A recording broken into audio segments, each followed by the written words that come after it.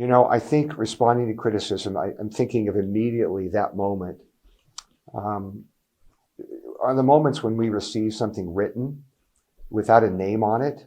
I give such letters much less thought, but I've known some pastors who are quick to say, if it isn't signed, I'll throw it away. And I'm not quite there yet. I still want to know what a critic would say, even if it isn't signed. Maybe I'm just too curious and I'll always wonder what it was. But I also think even in an anonymous criticism, there may be a grain of truth that I need to hear. And again, if I receive a letter like that, it's only happened a few times, I always want others near me to read it and help me to think about it. But usually it's the kind of thing where a person in an email, so I know where it came from, or a text, or in person, says something my direction that questions or doubts, or says, I would never have said or done something like that. And again, I would like to think I'm better at it than I am. I'm not always as good at this as I should be, but being ready to smile and say, thank you so much for your input. I'll give it some thought.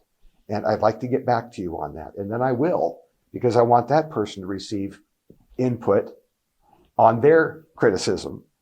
And I think that's showing respect for the person. And ultimately, as a pastor, it's my desire that others grow too.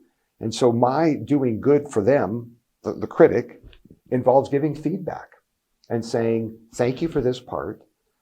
I don't agree with you on this part. And my friend, you're dead wrong over here. That also involves being ready to call sin, when that's a part of this too. And that can be difficult for a parishioner to receive.